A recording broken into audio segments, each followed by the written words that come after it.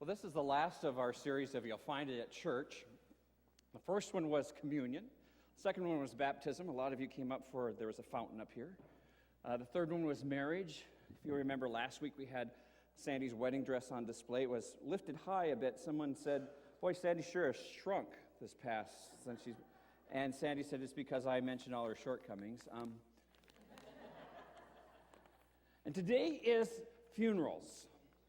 Now, a funeral is maybe not the most important thing that we do at church, but I think it's the way that God often draws people into a church, because there's this place where there's a longing to know that there's something beyond this mortal body. My dad doesn't go to church. He did when my grandmother was alive. My grandmother made him go to Sunday school all the way through high school, and then he went into the service after there to escape, perhaps. But I could call home anytime and ask Dad how church was, and I can tell you that he'll let you know how empty or full it was, because he can count the number of cars that are on the street around there. So Dad doesn't come to church, with the exception of funerals. He doesn't like to dress up. He hates monkey suits, as they're called. He doesn't like to put on anything other than his bib overalls. He doesn't like black shoes that have to go there, although he'll still wear white socks with them, which is kind of nice. But even my dad needs to come to a funeral. Now, some people will say, I'm doing it out of respect to the family, or I'm doing it out of respect to the person who is deceased. But it's my contention, as I get to witness a lot of funerals, is that people are coming and they're looking for hope. They want to know what happens when this life is over. And the church is the place that can say with definitive answer, when you have Jesus, when you have proclaimed him as your Savior, you know where you're going. It's not a hope, it's an assurance. I remember the first funeral that I remember was when I was 10 years old.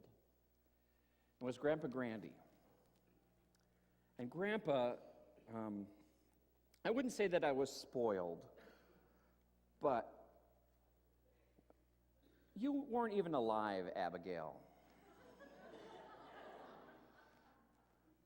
But my grandfather, if Mom made something like chili or something for supper, I could call my grandpa up and say, Mom didn't really give us any supper. And he would come and take me out to the drive-in. And my grandfather I went there all the time. I get to ride in the blue truck with him. He would say, where do you want to go today, Randy? And I could say pretty much anywhere I wanted to go, and my grandpa would take me. He loved flowers, and he had this big flower garden. And literally, I could pick any flower that I wanted to. Now, he also had a plum tree. I know I've told this story before, but he has a plum tree, and he said, Randy, don't go by the plum tree. I went by the plum tree, and I held onto one of the branches and put my weight on the branch, and it cracked in two. And I tried to blame a neighbor kid. And my grandfather called me up and put me on his knee, and he said, Randy, who broke the plum tree? And I said, nothing.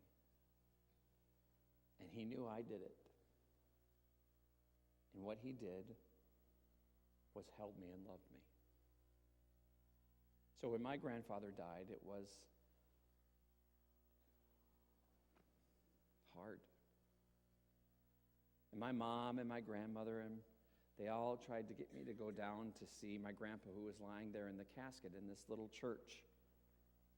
And to this day, I can still see me hovering there by the back doors. I couldn't go down to look at him. So I just saw part of his face in that casket and remembered how much he loved and cared for me, and I remember crying. And I know that no matter what else they said on that day, I heard that my grandfather was in heaven, and that one day I'll get to be reunited with him. My guess is he's one of them who will be standing there at the gate, waiting for me to come home. And I don't know if there's a Bertzel's ice cream place up in heaven, but that's the first place we're going to run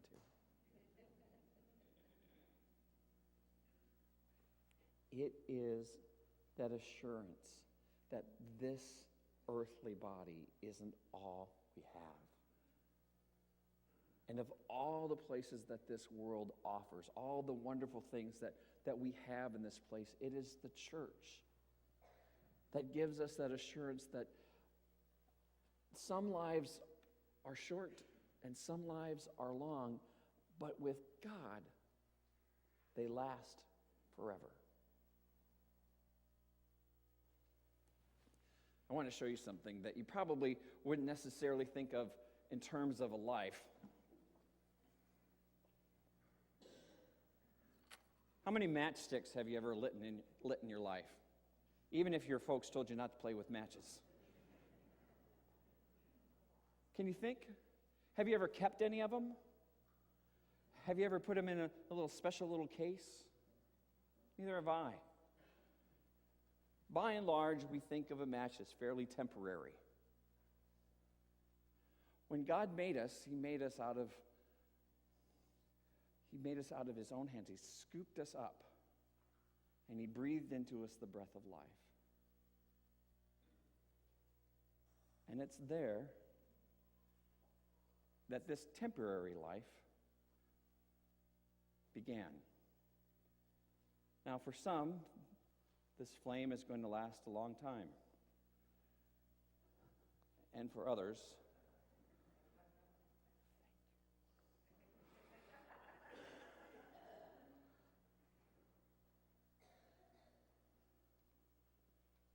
it might last a while. And why it burns, it serves a purpose. It may show as light. It may give warmth. It may be able to cook things. But somehow or another, it's going to... This is the last time I'm doing this worship service.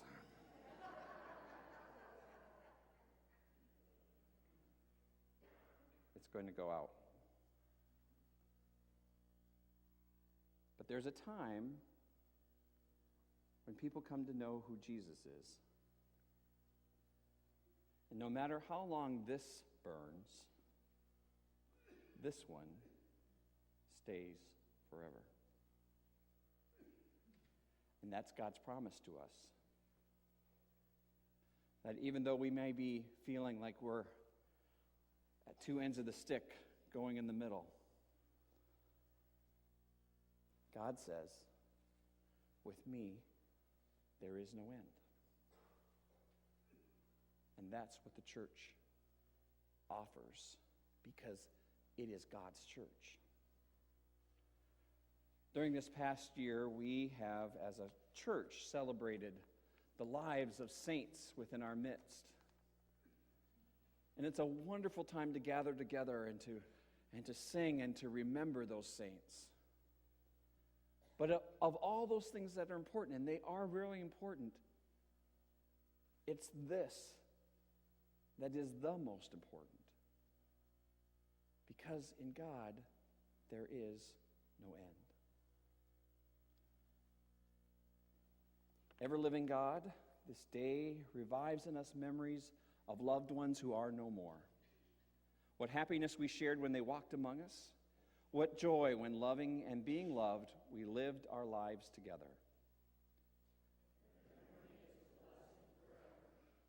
Months or years may have passed, and we still feel near to them. Our hearts yearn for them. Though bitter grief has softened, a duller pain abides. For the place where once they stood is empty now. The links of life are broken, but the links of love and longing cannot break.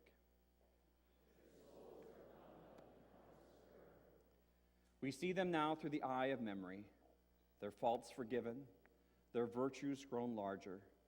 So does goodness live and weakness fade from sight. We remember them with gratitude, and we bless their names.